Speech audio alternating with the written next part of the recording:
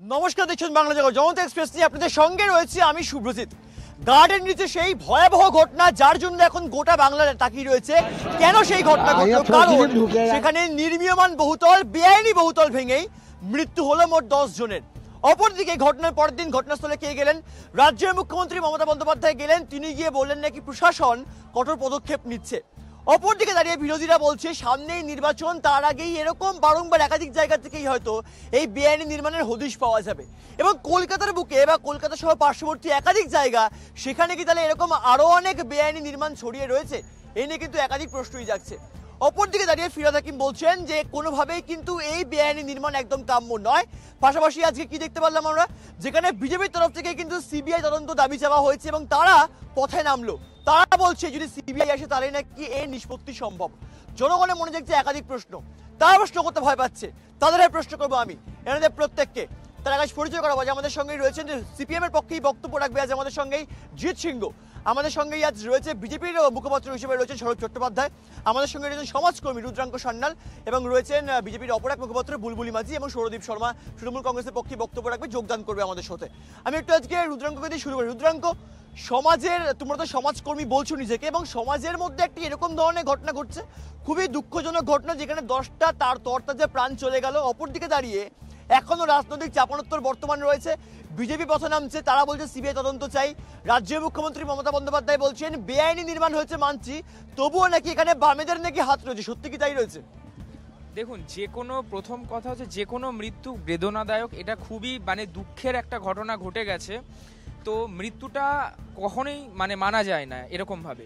বিষয়টা হচ্ছে যে ওখানে এর আগেও বিভিন্নভাবে এই বেআইনি নির্মাণ উঠেছিল, সেটাকে ভাঙা হয়েছে এবং সারা কলকাতা জুড়ে 800-র ওপরে বাতিল করা হয়েছে। পদক্ষেপ নেওয়া হচ্ছে, প্রশাসনের দায়িত্বটা দেখার, এবং প্রশাসনের চোখে যখনই পড়ছে প্রশাসন অ্যাকশন নিচ্ছে। প্রশাসন চুপ করে বসে নেই। আমরা এর আগেও দেখেছি 25টার ওপরে শুধু গার্ডেন রিচে বেআইনিভাবে যে বাড়িগুলো উঠেছিল সেগুলোকে ভাঙা হয়েছে এবং 800-র ওপরেও ভাঙা, সারা কলকাতা জুড়ে ভাঙা হচ্ছে। তো আমরা দেখতে প্রশাসন পদক্ষেপ নিচ্ছে, কিন্তু কিছু কিছু মানুষ আছে যারা এই কাজগুলো করছে, যাদেরকে আমাদের আইডেন্টিফাই করতে হবে এবং এই যে পার্টিকুলার এই ঘটনার সাথে যারা যুক্ত রয়েছে তাদের বিরুদ্ধে কড়া থেকে কড়া পদক্ষেপ নিতে হবে। লালবাজারের গোয়েন্দারা নেমে গেছেন এবং ওখান থেকে সব সংগ্রহ করা হচ্ছে এবং টেস্ট করা হবে এবং দেখা হবে, এবং প্রত্যেকটা যারা যারা বিষয়ে যুক্ত থাকবে তারা প্রত্যেকে কড়া থেকে কড়া শাস্তি পাবে। স্বরূপদা, আজকে পথে নামছে বিজেপি, তারা বলছে সিবিআই তদন্ত চাই, কোথাও গিয়ে নাকি এনআইএ নাকি তারা বলতে পারে। অপরদিকে আপনারা বারংবার যখনই বাংলার বুকে এরকম ধরনের কোনো ঘটনা ঘটে আপনারা বলেন যে সিবিআই চাই, ইডি চাই, এনআইএ চাই, কোথাও গিয়ে কেন্দ্রীয় তদন্তকারী সংস্থা আসলে হয়তো এই সমস্ত ঘটনা নিষ্পত্তি সম্ভব। কেন আপনাদের কি ভরসা নেই হোমিসাইড শাখা বা লালবাজার বা কলকাতা পুলিশের ওপর? দেখুন, প্রশ্নটা হচ্ছে যে ভরসার কথা যদি বলেন, এই বিষয়টা নিয়ে গার্ডেন রিচে বেআইনি নির্মাণ নিয়ে আমাদের এক নেতা রাকেশ সিং 3 বছর ধরে চিঠি লিখে যাচ্ছিল, কোনো লাভ হয়নি। এবং আমরা সবাই জানি, একটু আগে একজন সমাজকর্মী কাম তৃণমূলের লোক বললেন যে 800 ভাঙা হয়েছে, কিন্তু 8000 যে গজিয়ে উঠেছে তার খবর ওনারা রাখেন না।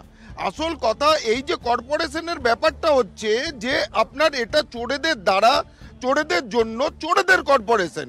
একটা কাউন্সিলর হয়ে গেলে একজন কেউ সেকেন্ড হ্যান্ড গাড়ি নিয়ে ঘুরতো, সে দেখবেন ফরচুনার নিয়ে ঘুরছে। আর এই যে শামসিক ইনি তো 5 কোটি টাকার গাড়িতে চলেন। আর এই মেয়র এখনো দার্শনিক হয়ে গেছে। তৃণমূলের এই সমাজকর্মী বলুন আর তৃণমূল মুখপাত্র বলুন, সবাই দার্শনিক। বাম আমল হয়তো বাহাদুর শাহ জফরের সময় চলে যাবেন, গার্ডেন রিচ নিয়ে দার্শনিক হয়ে কিছু হবে না। আর পশ্চিমবঙ্গ সরকারের তদন্ত আমরা জানি, শাহজাহানকে জামাই আদরে 53 দিন বসিয়ে রেখেছিল। আমি আসবে বিষয় সৌরদীপ, আজকে বারংবার জনগণ দেখতে পাচ্ছে যে কলকাতার মেয়র ফিরহাদ হাকিম তার উপর নাকি কোথাও গিয়ে ক্ষোভ দেখাচ্ছেন। সেখানকার ডেপুটি মেয়র অতীন ঘোষ তিনি নাকি বলছেন যে কোথাও গিয়ে যদি আমি সেই ওয়ার্ডের দায়িত্বে থাকতাম বা যদি আজকে আমি সেই ওয়ার্ড পর্যালোচনা করতাম বা পরিচালনা করতে পারতাম তাহলে আমার দায় বর্তায়। কেন কলকাতার মেয়র ফিরহাদ হাকিম দায় নিচ্ছে না? কোথাও গিয়ে কিন্তু একটা অর্থাৎ কলকাতা পুরসভার মধ্যে একটা অন্তর্দ্বন্দ্ব কাজ করছে। কি বলবে এই বিষয়ে?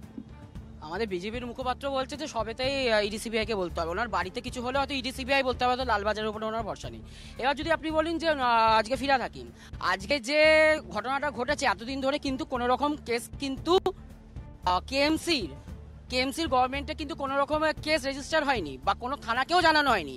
আজকে বিল্ডিং স্যাংশন থেকে আজকে গ্রিভেন্সে সবকিছু কিন্তু অনলাইন করে দেওয়া হয়েছে কেএমসিতে। KMCGovernment.in যদি আপনি গিয়ে দেখতে পারেন তাহলে আপনি দেখবেন ওখানে গিয়ে আপনি সমস্ত কিছু অনলাইন স্যাংশন দেখতে পাবেন, কোনো কিছু কিন্তু অফলাইন মোডে হচ্ছে না। তা সত্ত্বেও বলছে আসলে ভুলে যাচ্ছে এটা যে রাম রাজ্য নয়, যেখানে মানে রাম পথ করার জন্য সত্যি সত্যি বাড়ি ভাঙা হচ্ছে। এটা রাম রাজ্য না, এটা বাংলা। বাংলা করা পদক্ষেপ নেওয়া হয় যে কোনো বিষয়ে কথা বলার জন্য। আর বেআইনি হোক বা আইনি, আপনারা ভাঙছেন তো, মানুষের ঘর ভাঙছেন, মানুষের কষ্টের আপনারা কান্ডারি হয়ে দাঁড়িয়েছেন। আরে বেআইনি হবে? এখানে একটা দুটো বহুতলের মধ্যে 5 ফুট এরিয়ার মধ্যে আজকে কাটমানি কাউন্সিলর হতে যদি আর রানী মৌমাছি হিজাব পরে চলে যায়, কিন্তু মানুষের প্রাণ কি ফেরত এসছে? আমি আসবো। আজকে হয়তো যারা বারংবার হয়তো তৃণমূল কংগ্রেস বা বিজেপি বলে যারা বাংলায় শূন্য হয়ে গেছে, সেই বামেদেরকে হয়তো ফিরহাদ হাকিম খুব ভালোবাসেন, সেই জন্যই আজকে জিদ্দা ফিরহাদ হাকিম বলছেন যে বামেদের আমলে হয়তো এই ধরনের ঘটনা ঘটেছিল। এবং সেখান থেকে দাঁড়িয়ে যদি আমি খুব ভুল না হই, যখন কলকাতার মেয়র ছিলেন হচ্ছে বিকাশ রঞ্জন ভট্টাচার্য, তখন একবার রাজ্যের মুখ্যমন্ত্রী মমতা বন্দ্যোপাধ্যায় যখন একটা বেআইনি ভাঙার জন্য যখন কলকাতার মেয়র ছুটে গেছিলেন, তখন নাকি মমতা বন্দ্যোপাধ্যায় রাস্তায় বসে পড়েছিলেন। আজকে সেই কলকাতার মেয়র ফিরহাদ হাকিম বলছেন যে বামেদেরকে নাকি তিনি নিশানা করছেন। কোথাও গিয়ে কি মনে হচ্ছে না মানে আজকে আমি দোষ করছি, আমি আমার দোষ দেখলাম না, আমি 10 বছর আগে কি হয়েছে তার দোষটাকে আমি যে কথা বলছি এখন? খুবই হাস্যকর লাগছে। 1 দশকের ওপর সরকারেতে রয়েছে কলকাতা কর্পোরেশন, অধিকাংশ সময় এই তৃণমূল কংগ্রেস এবং কংগ্রেসের দখলে থেকেছে। এই কলকাতা কর্পোরেশনকে ঘিরে যে অরাজকতা, বর্তমান সময়েতে আপনি উত্তর কলকাতায় চলে যান, প্রচুর বাড়ি দেখতে পাবেন বিপজ্জনক বাড়ি, কোনো রকম ইনিশিয়েটিভ নেওয়া হয়নি। আর বর্তমান সমাজ ব্যবস্থাটার ওপরও একটা দায়বদ্ধতা থাকে যে সরকার থাকে। বর্তমানে পাড়ায় পাড়ায় যে ছেলেরা রয়েছে তাদেরকে ইউটিলাইজ করা হচ্ছে, তাদেরকে বলা হচ্ছে তোমাকে দুটো বালি ফেলবে, দুটো সিমেন্ট ফেলবে। উনি এই কথাগুলো উনি বলুন না, উনি কোথায় অভিযোগ দিয়েছেন, লিখিত কোথাও অভিযোগ দিয়েছেন? এত ইনফরমেশন আছে, এত কিছু জানেন। আরে বাবা, সাথে যে কথা বলা হয় বলছেন আপনি তো সাধারণকে নিয়ে প্রচুর অভিযোগ জমা পড়েছে। আপনি লিখিত জমা দিয়েছেন, প্রশাসনকে জানিয়েছেন, আপনারা জানিয়েছেন। প্রশাসনকে জানালে সে একটা কাগজটা সেটা দেখাতে হবে। আপনি প্রশাসনকে জানান, নিয়ে আসুন কাগজ, আপনাদের মধ্যে করে দিন। আপনি একটা দায়িত্ববান সমাজে আজকে এখানে অনেক জনগণ দাঁড়িয়েছে বা লাইভ টেলিভিশনের পর্দায় বুলবুলি দিয়ে আজকে জনগণ ভাবছে কোথাও গিয়ে আজকে কলকাতা হাইকোর্টের প্রধান বিচারপতি টি.এস. শিবজ্ঞানম এবং হিরণময় ভট্টাচার্যের যে ডিভিশন বেঞ্চ, তারা বলছে যে প্রশাসনের নজর এড়িয়ে নাকি এরকম বেআইনি নির্মাণ সম্ভব নয়, সেই জন্যই রাজ্য সরকারের কাছে রিপোর্ট তলব করা হয়েছে। কি মনে হচ্ছে তাহলে প্রশাসনেরকে জানিয়ে তাহলে ব্যাপারগুলো করা হতো? মানে আমি যদি টেবিলের তলা দিয়ে যদি টাকা দিই, সেই টাকার হয়তো কোথাও গিয়ে একটা উৎস খোঁজার জন্য এখন কলকাতা হাইকোর্ট পর্যন্ত এরকম মন্তব্য করছে যে বেআইনি নির্মাণ বরদাস্ত নয়। এবং সেদিনকে আমরা দেখলাম যে অমৃতা সিনহা বিচারপতি, তিনিও বলছেন যেন এরকম ধরনের কোনো কাণ্ডেই আগে সেটা না দেখা হয় যে কোনো রকম মামলা করা হচ্ছে কিনা, আগে সবার আগে উচিত বেআইনি নির্মাণ ভেঙে ফেলা। কি বলবেন এই বিষয়ে?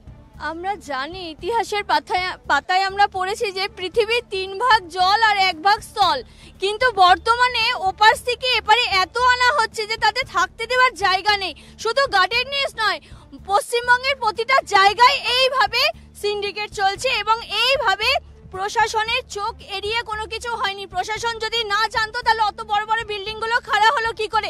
গার্ডেন নিচে একটা জানলা খুললে পরের জানলায় গিয়ে ধাক্কা লাগে।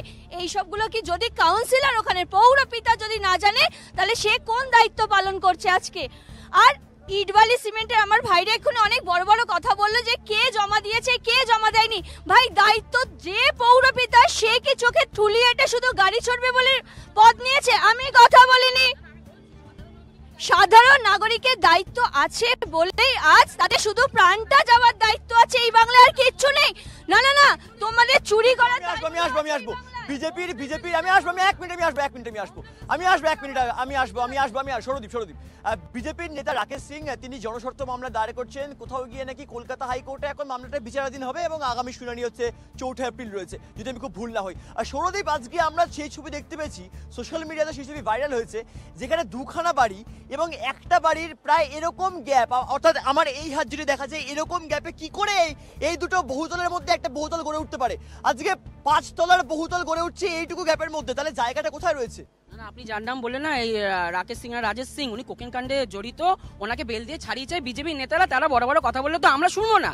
আজকে যে এই দেখুন, এই যে আমার কথা হচ্ছে, আজকে যদি এইখানে কোনো বিল্ডিং পড়ে যায় তাহলে আজকে প্রধান প্রতিনিধি হতেই হবে, তবেই গিয়ে কমপ্লেন রেজিস্টার করবো। আপনি সাধারণ জনগণ, আপনি হোয়াটসঅ্যাপে দিন, আপনি সাইটে গিয়ে যান, আপনার তো কোনো জায়গা নেই যে আপনাকে অফলাইন মোডে গিয়ে আপনাকে কমপ্লেন রেজিস্টার হতে হবে। সব সময় এই বিজেপির কাজ হচ্ছে উত্তরীয় পরে, যেটা এখনো পরে রয়েছে, উত্তরীয় পরে মিডিয়ার সামনে কালো গেঞ্জি পরে কালো কারবারি করা হচ্ছে এই সৌরদ্বীপের। তোমার কথা হয়ে গেছে, কালো গেঞ্জি পরে ব্যক্তিগত আক্রমণ। দেখুন এইভাবে কি নির্লজ্জ একটা দল 10 জনের প্রাণকে ব্যক্তিগত আক্রমণ করছে। আজকে কি ঘটনা? আজকে বাম কেন বাহাদুর যাবার চলে যাও, কিন্তু মেয়র কর্তব্যহীন যদি একজন মেয়র থাকে, মেয়রের কোনো দায়িত্ব নেই, কাউন্সিলর এক্সিকিউটিভ ইঞ্জিনিয়ারকে বলছে। আমি আসবো। আজকে জনগণের মনে একাধিক প্রশ্ন যাচ্ছে। কলকাতার একাধিক জায়গায় এরকম বিভিন্ন বেআইনি নির্মাণ হয়তো হয়েছে। আজকে কলকাতা হাইকোর্ট বলছি, অর্থাৎ তাদের যে বেঞ্চ রয়েছে কলকাতা হাইকোর্টে, একাধিক ভুড়ি জায়গায় নাকি এরকম বেআইনি নির্মাণ তৈরি হয়েছে। আজকে হয়তো এখানে বর্তমান অনেকে দাঁড়িয়ে আছেন, তাদের পাশেও হয়তো এরকম বেআইনি নির্মাণ হতে পারে, তারাও হয়তো জানেন না। দুদিন পর যদি সেটা ভেঙে পড়ে তখন তারা হয়তো জানতে পারেন, কিন্তু বারংবার প্রাণ যাচ্ছে সাধারণ মানুষের। আমি রুদ্রাঙ্ক, তোমরা সমাজের জন্য এত কথা বলছো, 10টা মানুষের প্রাণ গেল, সেই প্রাণগুলো তো ফেরানো সম্ভবপর নয়, ক্ষতিপূরণ দিয়ে কখনো প্রাণ ফেরে না। তাহলে আগে থেকে তো নিশ্চয়ই ভাবা উচিত ছিল প্রশাসনের। দেখুন প্রশাসন সব সময় অ্যাক্টিভ আছে, সব সময় এতটাই অ্যাক্টিভ রুদ্রাঙ্ক, তাহলে একটা বহুতল ভেঙে পড়লো রাত বিরেতে ভোর 3:30টার সময়, এবং সেখানে 10খানা প্রাণ চলে গেল। হয়তো এখনো হয়তো ওখানে অনেক প্রাণ হয়তো সেই চায়ের তলায় চাপা পড়ে রয়েছে। 800টার ওপরে সারা কলকাতা জুড়ে বিল্ডিং ভাঙা হয়েছে, গার্ডেন রিচে 25টার ওপরে বিল্ডিং ভাঙা হয়েছে। প্রশাসন পদক্ষেপ নিচ্ছে, কিন্তু যে বা যারা অসাধু ব্যবসায়ীরা এই ধরনের কাজ করছে তার আমি ধিক্কার জানাই, এবং এই বিষয়ে যারা যুক্ত রয়েছে, আমি আবারও বলছি, মমতা বন্দ্যোপাধ্যায় পরিষ্কারভাবে বলে দিয়েছে, মাথা নিয়ে ওখানে ছুটে গেছিল, ওখান থেকে পরিষ্কারভাবে বলে দিয়েছে তারা কেউ ছাড় পাবে না, কঠোর থেকে আমি আসবো। তবে ইতিমধ্যেই অর্থাৎ কলকাতার মেয়র ফিরহাদ হাকিম শোকজ করা হয়েছে কলকাতা পৌরসভার তরফ থেকে। তিনি বলেছেন যে যারা দোষী তারা তো শাস্তি পাবেন, অবশ্যই সেটা বিচার করা হবে। তবে ইতিমধ্যেই কিন্তু 3 জন ইঞ্জিনিয়ারকে শোকজ করা হয়েছে এবং যিনি প্রমোটার ছিলেন তাকে গ্রেফতার করা হয়েছে। এই বিষয়ে ফিরহাদ হাকিম ঠিক কি প্রতিক্রিয়া দিয়েছেন আপনাদের শোনাবো, তারপর আমি শোতে ফিরবো।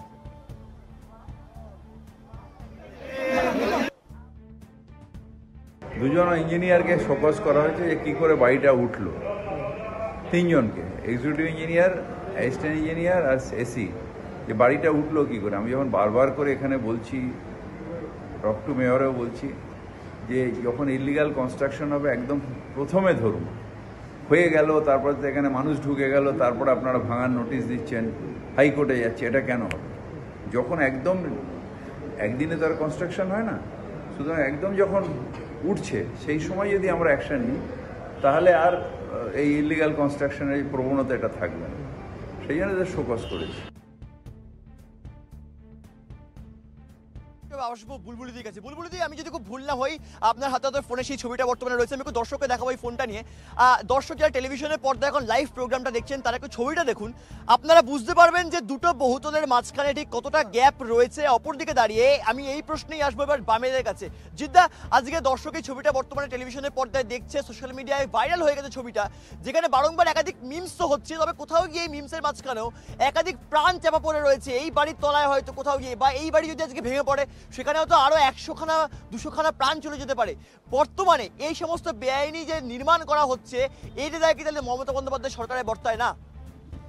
অবশ্যই ওনাদের সরকারেরই বর্তায়। এক্ষুনি আমাদের সমাজকর্মী তৃণমূলের মুখপত্র উনি বললেন একটা কথা, যে কোনোভাবে দায় নাকি উনি মেনে নিতে পারছেন না, যে সরকারের এইটা নাকি দায় নয়। আরে সরকারের দায় নয় তো কার দায়? কেএমসিতে ওইখানে যে 5 কোটি টাকার গাড়ি চড়ে আর অসাধু ব্যবসায়ী উনি বলছেন, ও নেতারাই তো আপনার অসাধু ব্যবসায়ীদের তৈরি করছেন আপনারা। আর তৃণমূল কংগ্রেসের মধ্যে একটা রেষারেষি চলছে নেতাদের, কি রেষারেষি? কে কত বেশি তোলা তুলতে পারবে। যত বেশি তোলা তুলতে পারছে, এই শামসিক বাল তোলা তুলছে বলেই তো তার 5 কোটি টাকা। আরে বাবা, উনি শুনুন, এইসব ওই বিল্ডিংটা দেখুন, হয়তো ওনাদের আমলে তৈরি হয়েছে, আর ওই বিল্ডিং এর যদি কোনো বেআইনি বিষয় থাকে তার বিরুদ্ধে আমি সমাজসেবীকে বলতে চাই তার পদক্ষেপ নেবে, প্রশাসন পদক্ষেপ নেবে। এই 12 বছর ধরে এই করলো?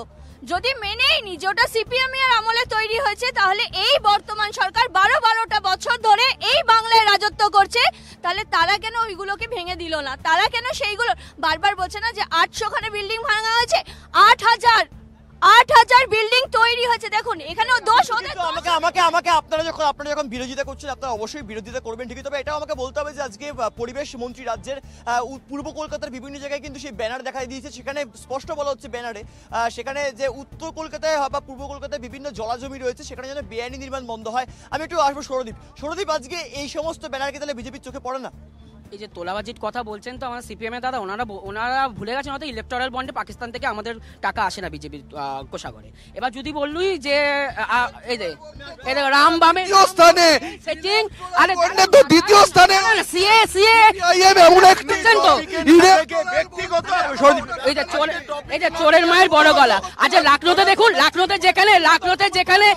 যেখানে বাড়ি ভাঙছে সেখানে কিন্তু আজ প্রশাসন যাচ্ছে না। কোথায় প্রশাসন পৌঁছাচ্ছে মাথা ফাটা নিয়ে, কোথায় গার্ডেন দিচ্ছে, সেখানে গিয়ে উনি এক্সিকিউটিভ ইঞ্জিনিয়ার বিল্ডিং ডিপার্টমেন্টকে শোকস করছেন, সাথে সাথে ফিরাদ হাকিমও করছেন। তাহলে প্রশাসন তৎপরতা নয়, এটা বিজেপি বলুক, ইডিসিবিআই বলুক, রাম বলুক, আমি আসবো।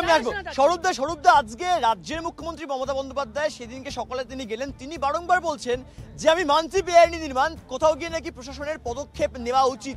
আজকে রাজ্যের মুখ্যমন্ত্রী একদম ক্যামেরার সামনে বলছেন তিনি মানছেন বেআইনি নির্মাণ, তাহলে বাংলার বুকে এরকম বেআইনি নির্মাণ কেন হবে? বাংলার বুকে ভুড়ি ভুড়ি বেআইনি নির্মাণ হচ্ছে। আমি বলছি 122, 123 নম্বর ওয়ার্ডের 122, দেখুন কালো কোট পরে, সোনার চেন পরে, কালো কারবারি এসে নিয়ে ব্যক্তিগত। আমি আসবো 1 মিনিট, আরে 1 মিনিট, আরে বাবা 1 মিনিট, আমি বলতে দেবো 1 মিনিট দাদা, 1 মিনিট শান্ত আপনি বলতে। ব্যক্তিগত আক্রমণ আমায় করছে। আপনি চিন্তা করুন, কারুর বাড়িতে মারপিট হয়, বলছে কারুর বাড়িতে মারপিট হয়, কার মাথা ভাঙছে, কে হিজাব পড়ে যাচ্ছে, আমার দেখার দরকার নেই। আমার দেখার দরকার বেআইনি নির্মাণ হচ্ছে। বেআইনি নির্মাণ এত বেশি বেরিয়ে গেছে, আমি বলতে যাচ্ছিলাম যেটা 122-23 সংযোগস্থলে একটা জোড়া পুকুর ছিল, অস্তিত্ব নেই। আজকে আমি বলছি 48 নম্বর ওয়ার্ডে, 49 নম্বর ওয়ার্ডে, 109, 108, আপনি চলুন, আমি নকশা দিয়ে দেবো আপনার। হ্যাঁ, সব এই যে বিজেপির মুখপত্র যে এত বড় বড় কথা বলছেন, একটু বড় বাজারে চলে যান। আপনাদের ওইখানে কাউন্সিলর রয়েছে দুটো ওয়ার্ডে, আর এই সজল ঘোষের ওয়ার্ডে চলে যান। বেআইনি বাড়ি কাকে বলে একটু আসুন। আরে কাউন্সিলর আপনারা তৃণমূল কংগ্রেসের সাথে মিলে আমি একটা কথাই বলবো, দেখুন যারা সিন্ডিকেটের সাথে যুক্ত শুধু তাদের দোষ দিয়ে লাভ নেই, কারণ তারা কিছু করে খাবে। তারা সেদিনকে বিড়ি খেত সিপিএম এর আমলে, আজকে হয়তো সিগারেট খাচ্ছে, গাড়ি চড়ছে। এটা দোষ এদের নয়, কারণ বাংলায় চাকরি নেই, বাংলার যুবকরা বেকার। তাদের করার জন্য দিদি দিয়ে দিয়েছে হাতে ইটবালি সিমেন্ট নিয়ে, যেখানে পারো জল আছে বন্ধ করে দাও, দিয়ে ওখানে বাড়ি তুলে দাও, দিয়ে এরকম হচ্ছে নাকি? আচ্ছা আমি বলি, শোনো, আমাকে কেউ যেন ডিস্টার্ব না করে প্লিজ, আমি কারোর সময় বলতে নি। কথাটা হচ্ছে যে কোনো মৃত্যুই হচ্ছে বেদনাদায়ক। এই মৃত্যু নিয়ে রাজনীতি বিজেপি বরাবর করে যাচ্ছে, এটা উচিত না, সাথে থাকা উচিত। আমি বলিনি। বিষয়টা হচ্ছে যে যেখানে প্রশাসনের দায়িত্ব আছে এই বিষয়গুলোর উপরে, প্রশাসন যখনই দেখতে পাচ্ছে যে কোথাও বেআইনি কোনো কাজ হচ্ছে, প্রশাসন বারংবার পদক্ষেপ নিচ্ছে। কিন্তু এই মুহূর্তে ঘটে যাওয়া ওখানে বসে রয়েছে কাউন্সিলরের সাথে যে বসে রয়েছে প্রমোটার, তাকে বলছো পদক্ষেপ নেওয়া, যদি পদক্ষেপ নেওয়া হয় তাহলে তাকে সাপোর্ট দিদি করলো কি করে? আরে বাবা, ওনার দায়িত্ব না, এবং ওনার যদি দোষ থাকে উনি শাস্তি পাবে, এটা তো পরিষ্কার। মমতা বন্দ্যোপাধ্যায় কি বলেছে? মমতা বন্দ্যোপাধ্যায় কথাটা আপনাকে রিপিট করছে আবারও।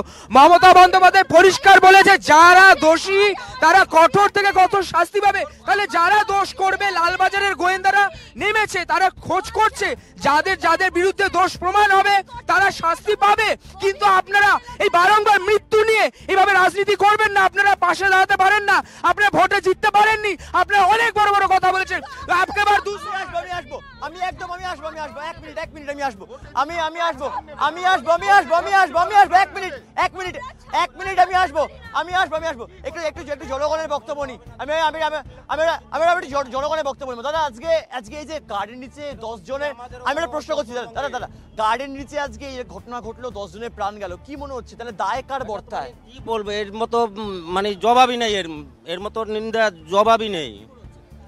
কি মানে এই যে পার্টিগত ব্যাপার নিয়ে চলছে, আজকে পার্টিগত ব্যাপার নিয়ে বলিনি, আজকে যে বেআইনিভাবে বিল্ডিং করে সব কিছু করে লোক মারা যাচ্ছে, এর দায় কে? আমাদের রাজ্যের মন্ত্রীর।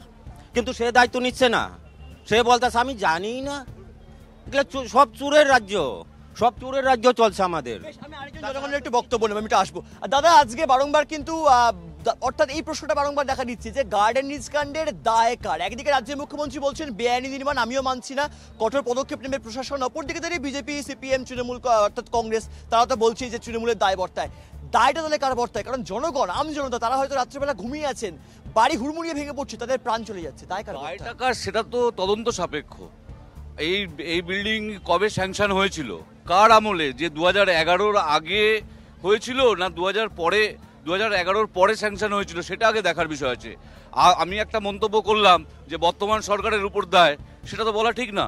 আগের সরকার কি করে গেছে, সেই আগের সরকারের আমলেও তো অনেক বেআইনি বিল্ডিং তৈরি হয়েছে, সেগুলোকে তো আগে তো দেখতে হবে যে কোন আমলে এটা তৈরি। বেশ, জনগণ কিন্তু কোথাও গিয়ে, আমি হয়তো দাদার মুখেও কোথাও গিয়ে একটা ফিরাজ হাকিমের সেই বক্তব্যের আমি প্রতিচ্ছবি দেখতে পাচ্ছি। আর দাদাও কিন্তু এক কথা বলছিলেন যে জিদ্দা, যে কোথাও গিয়ে কিন্তু আগে সরকার কি করে গেছে সেটাও কিন্তু পর্যালোচনা করা খুব প্রয়োজন। কি বলবেন এই বিষয়ে? দেখুন, একটা দশক পেরিয়ে গেছে এই সরকার রয়েছে, এবং কলকাতা কর্পোরেশন, মনে করিয়ে দিতে চাই, শুধুমাত্র সামনে বিকাশ রঞ্জন ভট্টাচার্যের সময় একটা টেনিওর সিপিআইএম ছিল, কিন্তু এই কেএমসি বরাবর তৃণমূল কংগ্রেসের হাতে ছিল, এবং যা যা পারমিশন হয়েছে এই কেএমসিতে সমস্ত তৃণমূল কংগ্রেসের ওপরে, অবশ্যই তৃণমূল কংগ্রেসের উপর দায় কার? তাই তো আমি বলতে পারবো না কার, এটা তো মাননীয় বলতে পারবেন। যখন মাননীয় বলেন মুখ একটা ভোট ক্যান্ডিডেট যেই হোক না কেন, আমি মুখ, তাহলে যখন এরকম 10 জনের মানে দলে একটাই পোস্ট, বাকি সব ল্যাম্প পোস্ট, সেটাই তো বলেছিলেন, আমরা বিধানসভা ভোটে সেটাই তো দেখেছিলাম। তারপরে উনি এখন যখন 10টা প্রাণ চলে গেছেন, উনি বলছেন যে প্রশাসন দায় নেবে।